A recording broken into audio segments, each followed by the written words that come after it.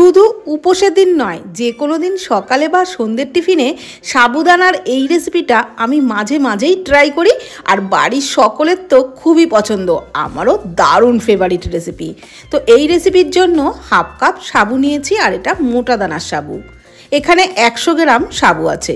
সাবুটাকে একটা বোলের মধ্যে নিয়ে নিচ্ছি। এবার কিন্তু 2-3 বার জল পাল্টে সাবুটাকে ভালো করে ধুয়ে নেব। এইভাবে একটু ঘষে ঘষে ধোবেন, দেখবেন সাবুর থেকে অনেক সাদা সাদা কিন্তু ময়লা বেরোয়। তো 2-3 বার জল পাল্টে অবশ্যই ভালো করে ধুয়ে নিতে হবে। তারপর অল্প জল দিয়ে সাবুটাকে ভিজিয়ে নিচ্ছি। একদম সামান্য জলই কিন্তু দিয়েছি, সাবুর ওপরে আর একটুও জল নেই। ভিজিয়ে পাক্কা 2 ঘন্টা মতো রেখে দিতে হবে। 2 ঘন্টা পর আমি কড়াইয়ে কিছু চিনেবাদাম ভেজে নিচ্ছি। তেল ছাড়াই শুকনো কড়াই ভেজে নিচ্ছি। চিনেবাদামগুলো বেশ লালচে করে ভেজে নেওয়া হয়ে গেলে বাদামগুলো তুলে একটু ঠান্ডা করে তারপর পাউডার তৈরি করে নেব। তবে একদম মিহি পাউডার কিন্তু তৈরি করব না, একটু দানা দানা রেখে বাদামের পাউডারটা তৈরি করব। বাদামগুলো তুলে নেওয়ার পর কড়াইয়ে দিয়ে দিলাম 4 টেবিল চামচ সাদা তেল, ওর মধ্যে 1 চামচ ঘি দিয়ে দিলাম। আর ঘি তেল গরম হয়ে গেলে ডুমো করে কেটে নেওয়া আলু, একটা বড় সাইজের আলু দিয়েছি, আর একটা গাজরও আলুর মতন একই রকমভাবে ডুমো করে কেটে নিয়েছিলাম, সেটাই দিয়ে নাড়াচাড়া করে ভেজে নিচ্ছি। এদিকে বাদামের গুঁড়োটাও তৈরি করে নিচ্ছি। আর ঠিক এরকম দেখুন, একটু দানা দানা রেখে কিন্তু গুঁড়োটা তৈরি করেছি, তাহলে খেতে খুব ভালো লাগবে।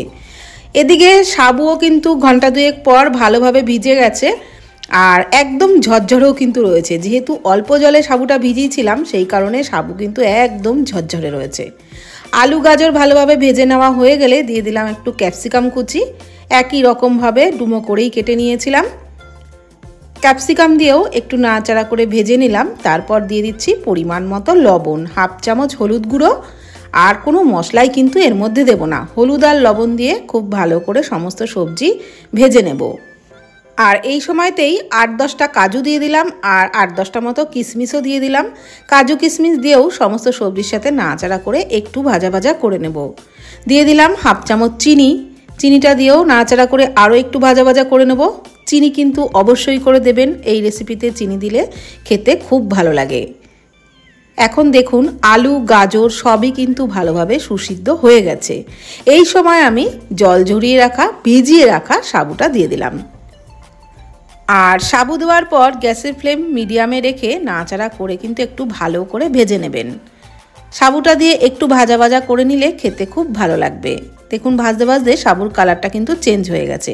এই সময় আমি বাদামের গুঁড়োটা দিয়ে দিলাম। চিনে বাদামের গুঁড়োটাও অবশ্যই করে দেবেন, তাহলে টেস্টটা দারুণ লাগবে। বাদামের গুঁড়োটা দিয়েও আরও 1 মিনিট মতো নাড়াচাড়া করে ভেজে নিলাম। আর সবশেষে দিয়ে দেব একটু ঘি। প্রথমে তেলের মধ্যে একটু ঘি দিয়েছিলাম, আর সবশেষে আরও একটু ঘি দিলে টেস্টটা কিন্তু দারুণ লাগবে।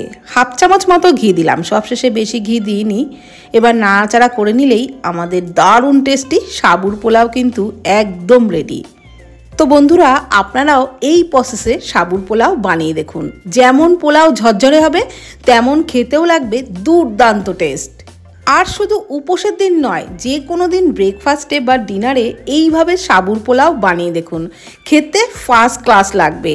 রুটি তরকারি তো প্রায় খাওয়া হয়, এইভাবে একটু বানিয়ে খেলে মুখের স্বাদও বদল হবে, আর খেতেও কিন্তু অপূর্ব লাগবে। তো ভিডিওটি কেমন লাগলো প্লিজ কমেন্টের মাধ্যমে জানাবেন। ভালো থাকবেন, সুস্থ থাকবেন, ধন্যবাদ।